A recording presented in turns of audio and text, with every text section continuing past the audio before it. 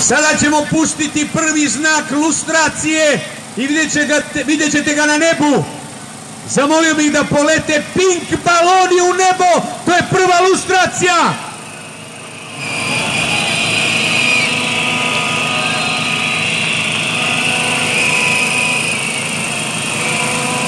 Najava onoga što će se dešavati. Sad ću se osvrnuti na strategiju našeg rada da biste bili sigurni da se dešava jedna ozbiljna građanska narodna pobuna koja će dovesti do rezultata samo zahvaljujući našoj upornosti i volji, naravno i hrabrosti. Prva stvar, vidjeli ste dobro šta se desilo sa upadom u RTS. To nije bio upad, to je bila civilizacijska šetnja, bez obzira koliko sam ja lično protiv bilo kakvog upada u bilitimo zakon. Oni su ti koji ga krše. Nama nije cilj nikakav obračun, ni sa kim, pogotovo ne sa našim narodom. I ova potreba i ovaj plan da se on podeli, da se zavadi i da ratuje među sobom neće im uspeti. Jako dobro znam šta je naš cilj.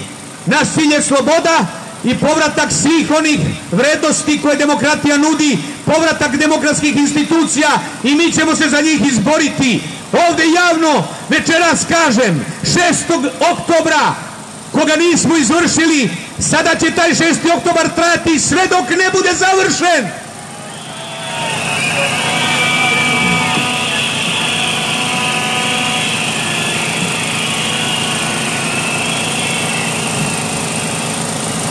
Za danas smo najavili odlazak na Pink. Sada ću se osvrnuti na drugi događaj.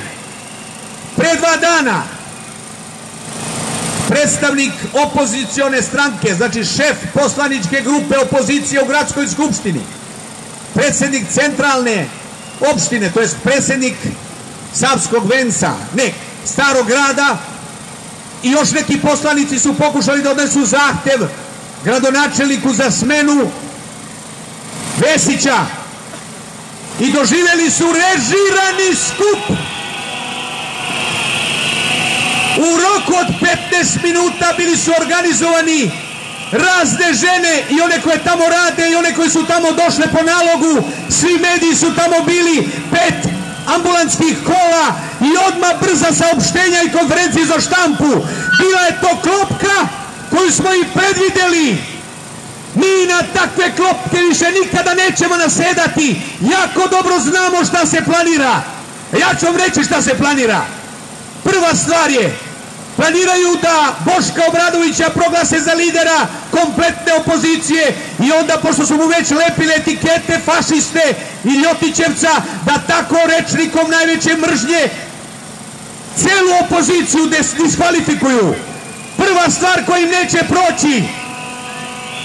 Sljedeća metodologija njihova jeste da taj ružni jezik pretvore u svakodnevni jezik medija koji su već odavno okupirali, a onda da prirede da ta grupa i ti ljudi, a to smo mi šetači, bude nasilnik i da prema njoj može da se primeni zakon na način da se u stvari čuva sistem. Ma nemoj, Vučić čuva sistem od nas, mirnih građana sa punom samosvešću, koji nastupamo dostojanstveno i branimo osnovna ljudska prava i osnovna prava koje sav civilizovan svet koji se zove demokratski u ovoj Evropi ima. Ne tražimo mi ništa što je njihovo, mi tražimo svoje, ono što nam pripada. I ta taktika neće proći. Najavili smo odlazak na Pink da pokažemo puno ludilo ovog nenarodnog režima i uspjeli smo. Sad mogu javno da vam kažem, glasno ću se nasmejati Željku Mitroviću i Pinku. Ha! Ha! Ha! Ha! Ha! Ha! Ha! Naseo si! Nikada ni nismo planirali da maltretiramo ljude, da putuju 2 sata. Mi Pink ne osvajamo tako. Pink je režirao nastup, već je stavio ozvučenje. Unutra su u zgradi plaćenici koji treba da izazovu sukob. Unutra je policija i to u civilu. Za taj nalog će odgovarati onaj koji je smeo da dozvoli da policajci u civilu služe u privatnoj televiziji. Biće procesuiran, budite sigurni. Sljedeća stvar, sve su namistili da se niti čujemo niti vidimo, a ja vam kažem, ne treba mi da učestvujemo u farmi, on će da direktno prenosi taj naš dolazak i da nas, kao što je rekao, poliva govnima. Sram ga bilo. A još jednu stvar ću vam reći, posle onoga što je izrekao javno na Twitteru kako je blatio sve nas, prirodno bi bilo da Vučić kao predsjednik države odreaguje i kaže ovo je nedozvoljivo, ovo je jezik mržnje. A šta je učinio? I sam se pridružio tome i na svojoj konferenciji za štampu u stvari najavio je upravo agresiju, upravo nasilje. Naš takozvani predsjednik, nažalost još uvijek takav, zvanično. Nismo mi glupi, nismo mi naivni. Jako velikog iskustva je u nama, a tamo gdje ima duha, ima ideja. Pobedit ćemo idejom, pobedit ćemo dostojanstvom, mirnim i upornim radom. Nećemo dozvoliti da nikada niko strada, pa čak ni policajac. Naravno, on je naš službenik. Ono što su oni uradili, mjesto da vode, oni su zaveli narod i stalno to rade, bacajući govna na sve nas. Sram vas bilo! Neće vam proći ta priča. Zamjenik Vesić je prekjuče pokazao koliko je lud. Diktator Vučić svaki dan pokazuje koliko je lud. Mi smo taoci njihovog potpunog ludila. Živimo u ludilu i živjet ćemo ga sve dok svaki od njih ne ode sa sve svojom svitom bahatih, neobrazovanih i bezobraznih, kojima je jedini kvalitet to što su njihovi. Danima su se tresli od same pomisli da neki pristojan svet dođe ispred Pinka. Drhtao je diktator Vučić od straha i pomisli da izgubi jedino što ga drži na vlasti, jer znaju i diktator Vučić i njegov megafon Mitović da će jednoga dana morati da odgovore na pitanje ko je platio emitovanje spota koje je na nišani Olivera Ivanovića pre nego što su ga ubili. Ko?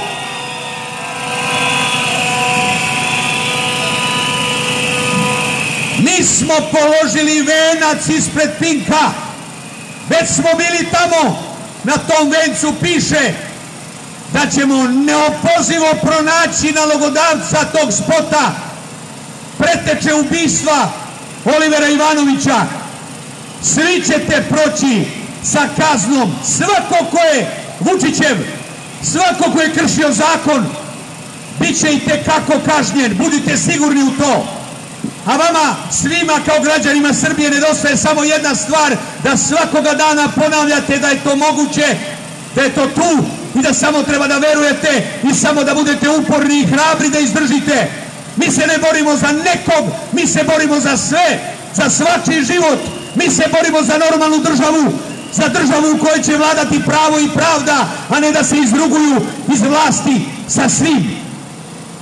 Ovo je zloćudni tumor koji je zauzeo naše državne organe i samu državu i metastazom proširio se u sve i misli da nas tako proguta.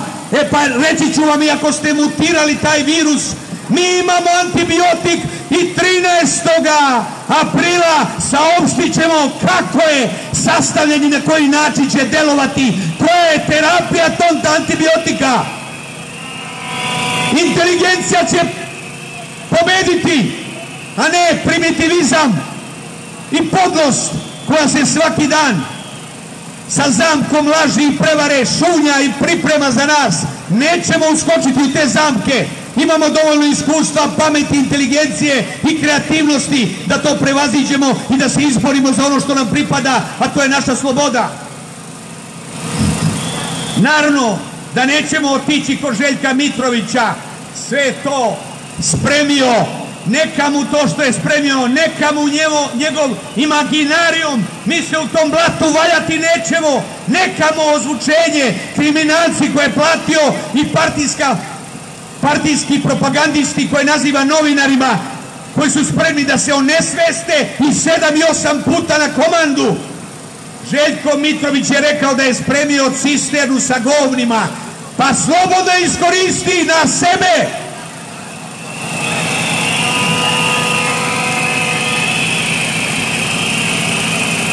I još ću vam nešto reći da se zna. Svi su oni Pink, svi su oni Farma, svi su oni taj reality koji mi treba da probijemo, jer ovaj pravi reality koji jeste život, oni neće da vide, ali će ga taj isti život pobediti, jer ne može život da bude veštački, ne može pod pretnjom, ne može sa nasiljem, ne može sa propagandom i novcem. Evo nam dolaze i studenti.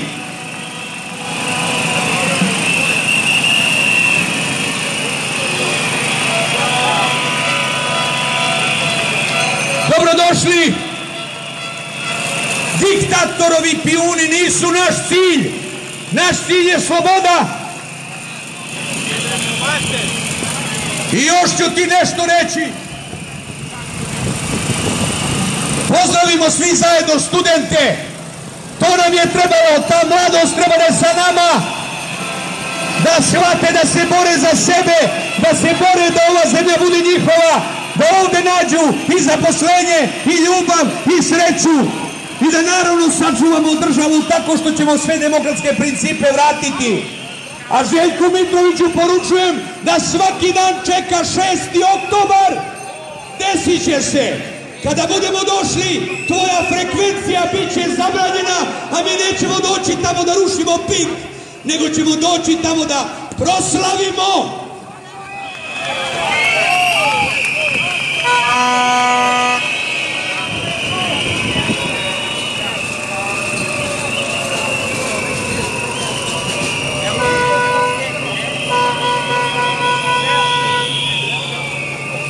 Sada ću da kažem nešto i za ove demokrate koji su u njihovim redovima.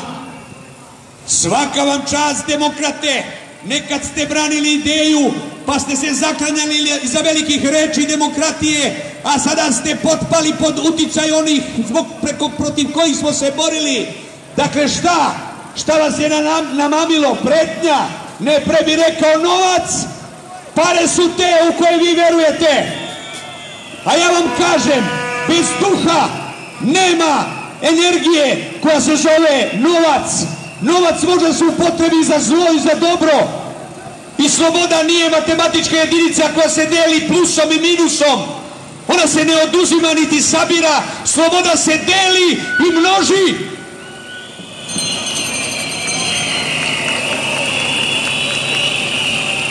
U toku protekle nedelje, bez građevinske dozvole i mimo svih procedura, zatvorili su centar našeg grada.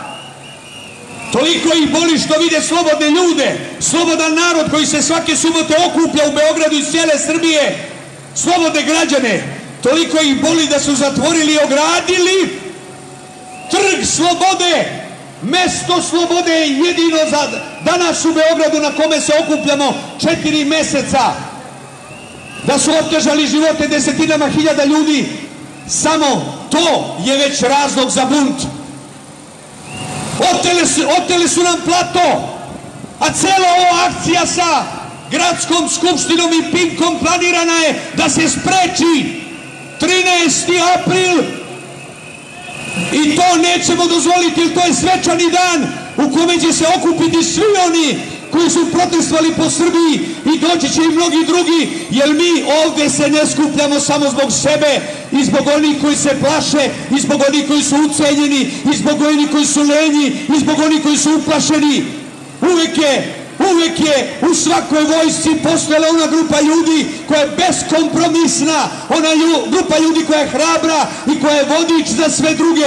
E pa mi smo ti majori Gavrilovići, mi smo mišići, mi smo oni koji neće posustati i neće odustati, motivisat ćemo sve druge.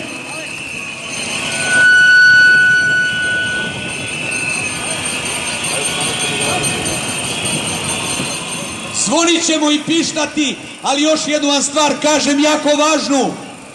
Imam iskustvo sa Česme 1991. godine i ono što sam tad govorio i metodologija našeg nastupa bila je pobednička metodologija. Siguran sam da ta strategija uspeva, jer sam hteo 40 dana i 40 noći da ostanem na toj Česmi praveći paralelu sa iskušenjem Hrista sa Satanom, jer je on u pustinji 40 noći i 40 dana izdržao na sve njegove podvale, na sve njegove pretnje, na sve njegove molbe, i gladan i žedan iskusio je to, ali je pobedio i doneo je ono što je osvežilo cijelo čovečanstvo i svakog čoveka, a to je nova misao, nova ideja. E pa da znate, građani Beograda, nama je potreban New Deal u svakom segmentu života i napravit ćemo ga. Napravit ćemo i tekako, budite sigurni u to, ali moramo da izdržimo i moramo da se naselimo kvalitetom unutrašnjeg dostojanstva i postojanja. Nikakvo nasilje nam ne treba, jer naše najjače oružje je odluka. Odluka da pobedimo, odluka da ne živimo više na takav način poniženja koji nam se nudi, na zarobljenje države, na poniženje i onih ljudi koji zaslužuju bar minimum. Neću da ih nabrajam, svih znate, a da ne govorim o svim drugim stvarima koje se tiču mladosti. Mladost mora i treba da prepozna, ja vas pozivam da nema većeg zadatka i od škole u ovom trenutku, a to je da se izborite za slobodu, da više ne kukate, da više ne odlazite u inostranstvo i da se mučite preko Skype-a da objasnite šta vam se dešava i kako se osjećate. Da roditelji ne samo što ostanu ovde, osjećaju da imaju nastavak, ali tu u svojoj zemlji, da se mladost budi, da se mladost bori, da mladost traži svoje mesto. Bez vaše snage ne možemo da uspemo. Dobrodošli studenti još jednom. Sad vas sve zajedno pozivam da krenemo na plato i da raščistimo taj trg slobode, jer nam niko neće uzeti slobodu. Hrabro u kolonu idemo kao jedna ozbiljna povorka hrabrih, odlučnih, samosvesnih ljudi koji vide mnogo dalje nego što nam oni nude.